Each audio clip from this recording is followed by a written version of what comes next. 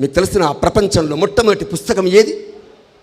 ప్రపంచంలో మొట్టమొదటి పుస్తకం ఏది? ప్రపంచంలో ఒక పుస్తకం ఉంది, దాని పేరు బ్రిటానికా ఎన్సైక్లోపీడియా, విజ్ఞాన సర్వస్వ గ్రంథం. ఆ గ్రంథము మనం రాసింది కాదు, భారతీయులు రాసింది కాదు. ప్రపంచంలో ఉండేటువంటి గొప్ప తత్వవేత్తలు అందరూ అందులో కొన్ని ఇమిడిచారు. అందులో రాసింది ప్రపంచంలో మొదటి పుస్తకం ఋగ్వేదం. ఋగ్వేదం పుట్టిన దేశం నీ భారతదేశం మిత్రులారా. ఏముంది ఋగ్వేదంలో? ప్రపంచంలో ఉండేటువంటి ప్రజలందరినీ, ఓ హిందువులారా, ఓ ముస్లిములారా, ఓ క్రైస్తవులారా, ఫలానా కులస్తులారా అని ప్రపంచ ప్రజల్ని సంబోధించలే. ఆ పుస్తకంలో ఏమని సంబోధించారు?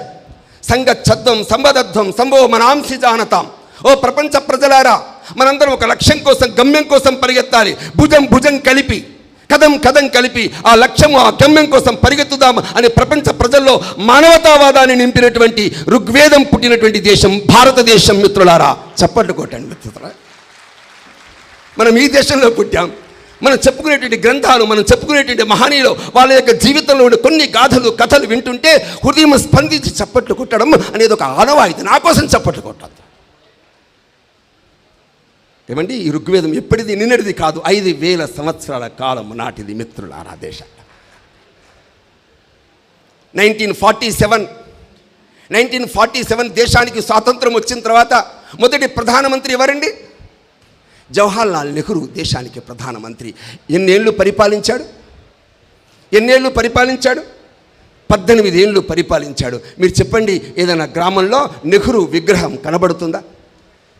నేను నెహ్రూ అనుచరుణ్ణి అని చెప్పుకునే వాళ్ళు ఎవరైనా ఉన్నారా? నెహ్రూలాగా వేషం వేసి గులాబీ పువ్వు పెట్టుకుని ఏమండి పిల్లల్ని ఎత్తుకుని ముద్దాడే దృశ్యాలు కనిపిస్తున్నాయా? ఏమండి 18 ఏళ్ళు ఏలిన ప్రధానమంత్రిని ఈ దేశం కానలేదండి. ఈ దేశ ప్రజలు గుర్తుపెట్టుకోలే. కానీ ఎవరిని గుర్తుపెట్టుకున్నారు దేశంలో మిత్రమా? 18 లక్షల సంవత్సరాల క్రితం, ఇప్పుడు కాదు, 18 లక్షల సంవత్సరాల క్రితం భూమి మీద నడిచిన రాముణ్ణి గుర్తుపెట్టుకున్న దేశం భారతదేశం మిత్రులారా. రాముడు అంటే హిందువుల దేవుడు అని అనుకుంటున్నారు మీరంతా. కాదు సుమా, రాముడు అంటే హిందువుల దేవుడు కాదు. కశ్మీర్ యొక్క ముఖ్యమంత్రి ఫరూక్ అబ్దుల్లా యొక్క వ్యాఖ్య వచ్చింది, మధ్య వినుంటారు, ఒకసారి చూడండి. మీ యొక్క యూట్యూబ్లో కానీ గూగుల్లో సెర్చ్ చేయండి. రాముడు అంటే ఒక హిందువులకు మాత్రమే దేవుడు కాదు. ప్రపంచంలో ఒక దేశం ఉంది, ఇండోనేషియా. 99% ముస్లింలే ఉంటారు ఆ దేశంలో. ఒక రోజున పాకిస్తాన్ అధ్యక్షుడు ఇండోనేషియాకి వెళ్ళాడు. ఇండోనేషియాలో పెరేడ్ చేస్తుంటే పెరేడ్లో ఆంజనేయుడి విగ్రహం కనిపించింది. పెరేడ్లో ఆశ్చర్యపోయాడు. రాష్ట్రపతి యొక్క ఆఫీస్కి వెళ్ళాడు, ప్రధానమంత్రి ఆఫీస్కి వెళ్ళాడు. రాముడు, లక్ష్మణుడు, సీత, భరత వాళ్ళందరి యొక్క పట్టాభిషేకం ఫోటో కనిపించింది. అప్పుడు అధ్యక్షుడు అడిగాడు, నువ్వు ముస్లిం, నేను ముస్లిం, నువ్వు రాముడిని ఎందుకు పూజిస్తున్నావు? ఆంజనేయుని విగ్రహం ఎందుకు పెట్టుకున్నావు? అప్పుడు ఇండోనేషియా అధ్యక్షుడు, ఇండోనేషియా ప్రధానమంత్రి ఏం చెప్పారు తెలుసా? మేము గతంలో హిందువులం, ఆ తర్వాత మేము మతం మారాం. ఏమండి, మేము మతాన్ని మార్చుకున్నాం, కానీ రాముణ్ణి మార్చుకోలేదు, మేము ఆంజనేయుని మార్చుకోలేదు మిత్రమా. ఎవరి రాముడో తెలిసిన? 13 ఏళ్ల పాప రామ రామ అని పిలుస్తుంటే రాముడు వస్తాడమ్మా అని నాన్న చెప్తే రామ అన్నది రాముడు రాడే. 23, 33, 43, 53, 93 ఏళ్ల వయస్సులో రామ అంటే కొండలు కోణలు ప్రతిధ్వనిస్తుంటే రాముడు వచ్చి ఆ శబరి దగ్గర ఎంగిలి రేగు పండ్లు తిని ఏమండి శబరిని మాతగా తల్లిగా భావించిన రాముడు పుట్టిన దేశం భారతదేశం మిత్రులారా. రాముడు అడిగాడా శబరిని, శబరి నీ క్యాస్ట్ ఏంటి? రేగు పండ్లు పెడుతున్నావు బాగానే ఉంది, నీ క్యాస్ట్ ఏంటి అడిగాడా? ఏమండి 18 లక్షల క్రితం ఏమండి మన రామాయణంలో నీ కులము గురించి ప్రస్తావన లేదు సమాజంలో మిత్రులారా. అడవికి రాజైనటువంటి గుహుడు రామ లక్ష్మణ సీతల్ని గంగానది దాటించాడు. నదిని దాటించిన గుహుని ఆలింగనం చేసుకున్నాడు. మీకు తెలిసిన ప్రేమకి సంకేతంగా ఆ గుహుణ్ణి అయోధ్యలో పట్టాభిషిక్తుడై రారాజుల వరుసలో గుహుణ్ణి కూర్చోపెట్టుకున్న రాముడు పుట్టిన దేశం భారతదేశం మిత్రులారా. తండ్రి చనిపోతే పెద్ద కొడుకుగా అంత్యక్రియలు చేయాలి, కానీ చెయ్యలే, అడవిలో ఉండిపోయాడు. కానీ సీతను ఎత్తుకుపోతున్న వేళ రావణాసుడితో యుద్ధం చేసిన జటాయు అనేటువంటి నీచమైన జన్మలో పుట్టిన పక్షి చచ్చిపోతే ఆ పక్షిని ఓదార్చి ఆ పక్షిని తన తొడపైన కూర్చోబెట్టుకుని ఆ పక్షికి తండ్రి కంటే మించిన శ్రాద్ధకర్మలు చేసిన రాముడు పుట్టిన దేశం భారతదేశం మిత్రులారా. రాముడి తండ్రి దశరథుడికి ఎన్ని భార్యలు, ఎంతమంది భార్యలు? 200, 300, 400, 1000 ఎంతమంది భార్యలు ఉండి ఉంటారు? ఏమండి, రాముడు ఇంకొక పెళ్లి చేసుకుంటే ఎవరు అడిగేవాళ్ళు? ఎవరు అడిగేవాళ్ళు? ఆ రోజున రాముడిదే రాజ్యం కదా, ఎవరు అడిగేవాళ్ళు? కానీ ఎందుకు చేసుకోలేదు? స్త్రీ అంటే, మహిళ అంటే భోగ వస్తువు కాదు, అనుభవించేది కాదు. రాబోయే రోజుల్లో స్త్రీకి మాన్యత ఇవ్వాలి, గౌరవం ఇవ్వాలి, ఒక శక్తి ప్రదర్శగా ప్రపంచంలో చూపించాలి. ఆ విధంగా స్త్రీకి మాన్యతనివ్వడం కోసం ఏకపత్ని వ్రతాన్ని స్వీకరించిన రాముడు పుట్టిన దేశం భారతదేశం. మిత్రులారా, మీకు అర్థమవుతుందా? రాముడి వెనుక మీకు దేవుడు కనిపిస్తున్నాడా? మానవత్వం కనిపిస్తుందా? రాముడు లంకను గెలిచాడు, ఆక్రమించాడా? విభీషణునికి ఇచ్చేశాడు. వాలిని చంపాడు, ఆక్రమించాడా? అంగదునికి ఇచ్చేశాడు. మీకు ఇదేం కనబడుతుంది మిత్రులారా? దేశంలో ఎక్కడ ధర్మం ఉందో అక్కడ విజయం ఉండి తీరాలనుకున్నాడు. పుట్టింది ఉత్తర భారతంలో పుట్టాడు, దక్షిణానికి నడుచుకుంటూ వచ్చాడు. ఈ రోజున మీరు చూడండి, మేఘాలయాలు, అస్సాములో, నాగాలాండ్లో, అరుణాచల ప్రదేశ్లో 2 అన్నదమ్ముల పేర్లు ఉంటాయి. అన్నదమ్ముల పేర్లు, అన్న పేరు రామోస్, తమ్ముడి పేరు లచోస్. ఇక్కడ రామయ్య, లక్ష్మయ్య, రామారావు, లక్ష్మణరావు. ఏమండి, దేశంలో ఇన్ని రకాల వైవిధ్యం ఉంటే అందరినీ కలుపుతున్న వాడు రాముడు కాడా? ఇక్కడ ఉత్తర భారతం నుంచి దక్షిణ భారతం వరకు అందరం ఒకటే అని భావించి, ఆ విధంగా రాముడు చెప్పాడు, స్త్రీ పురుషులిద్దరూ సమానంగా సమాజంలో ఎదగాలి సుమా.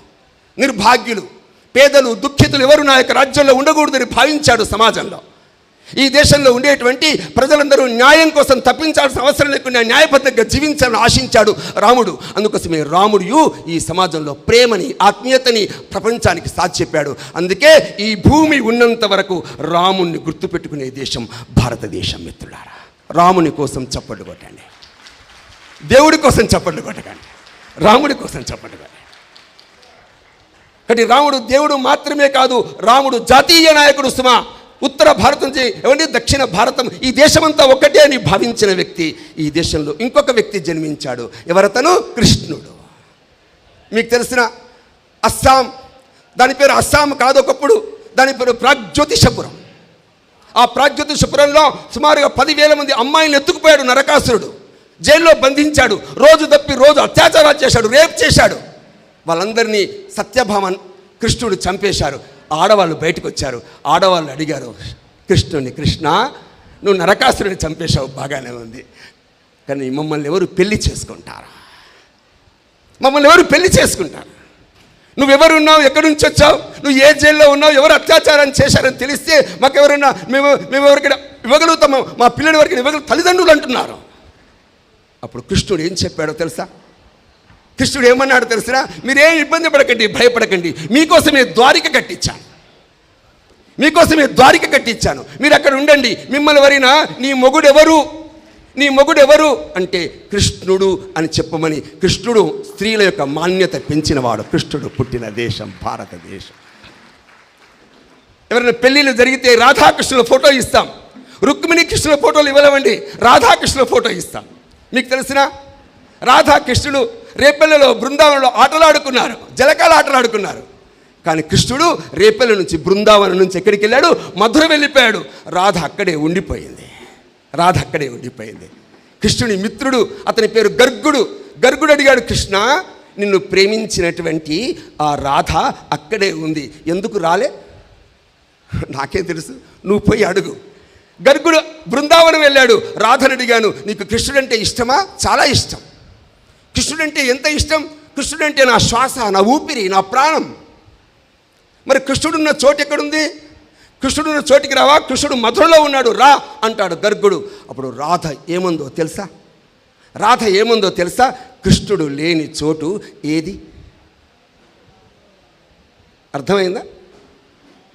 కృష్ణుడు లేని చోటు ఏది? నువ్వు స్వరూపాన్ని ప్రేమిస్తున్నావు, నువ్వు ముక్కు, నువ్వు కండని ప్రేమిస్తున్నావు, నువ్వు లిప్స్టిక్ని, పౌడర్ని ప్రేమిస్తున్నావు. నేను ఆత్మ సౌందర్యాన్ని ప్రేమిస్తున్న ప్రేమకు చిహ్నం రాధ పుట్టిన దేశం నా భారతదేశం. మిత్రులారా, యాసిడ్ ప్రయోగాలు ఎందుకు జరుగుతున్నాయి? ఎందుకు హింసిస్తున్నారు ఆడవాళ్ళని? ఎందుకోసం ఆడవాళ్ళని ముక్కలు చేసి గోతులు ఎందుకు పాడబెడుతున్నారు? కేవలం శరీరాన్ని మోహించినటువంటి కారణంగా ప్రేమ పేరుతో కపటము, ప్రేమ పేరుతో వంచన, ప్రేమ పేరుతో మోసము జరుగుతున్న వేళ సమాజంలో నిజమైన ప్రేమకి తార్కాణం రాధాకృష్ణుడు ప్రపంచానికి చాటి చెప్పినటువంటి భారతం, కృష్ణుడు పుట్టిన దేశం భారతదేశం. మిత్రులారా, ఏమండి, కృష్ణుడు కురుక్షేత్రం యుద్ధం జరుగుతున్న వేళ రాయబారానికి వెళ్ళాడు. ఎవరింట్లో ఉన్నాడు? రాజభవనంలో సౌకర్యాల మధ్యలో, విలాసాల మధ్యలో ఉన్నాడా? లేడు సుమా. మరి ఎక్కడో బ్రతికాడు? దాసీపుత్రుడు విదురుని ఇంట్లో భోంచేశాడు. ధర్మరాజు రాజసూయాగం చేస్తుంటే అందరూ తల ఒక పని పంచుకుంటుంటే, విభజించుకుంటుంటే కృష్ణుడు ఏం పని చేశాడు? కృష్ణుడు వచ్చే వాళ్ళని ఆహ్వానించాడా? కృష్ణుడు మంచి దుస్తులు వేసుకుని పోజులు కొట్టాడా? శోకులు వేశాడా? లేదు సుమా. అందరికి ఫలానా పని విభజించి పనిచేస్తుంటే కృష్ణుడు నిశ్శబ్దంగా అందరూ తిన్న ఎంగిలి విస్తర్లు ఎత్తి, ఏమండి, చిన్న పని పెద్ద పని ఉండకుండా డిగ్నిటీ ఆఫ్ లేబర్ని ప్రకటించినటువంటి వ్యక్తి కృష్ణుడు పుట్టిన దేశం భారతదేశం. మిత్రులారా, మీకు అర్థమవుతుందా? రామకృష్ణుడు. కృష్ణుడు పుట్టింది ఎక్కడ? ఉత్తర భారతంలో. ఇల్లు ఎక్కడ కట్టుకున్నాడు? పశ్చిమంలో, గుజరాత్లో. ఎక్కడికి వెళ్ళి పెళ్లి చేసుకున్నాడు? అరుణాచల్ ప్రదేశ్లో పడమరకి వెళ్ళి, తూర్పుకి వెళ్ళి పెళ్లి చేసుకున్నాడు. రామకృష్ణుడు ఇద్దరు దేశంలో ఆమూలాగ్రం తిరిగి దేశంలో జాతీయ తత్వాన్ని, సాంస్కృతిక ఏకత్వాన్ని, భిన్నత్వంలో ఏకత్వాన్ని ప్రకటించినటువంటి దేశం భారతదేశం. మిత్రులారా, ఈ దేశానికి స్వాతంత్రం 1947లో వచ్చింది. ఏమండి, 47లో సులభంగా వచ్చిందా? ఈజీగా వచ్చిందా?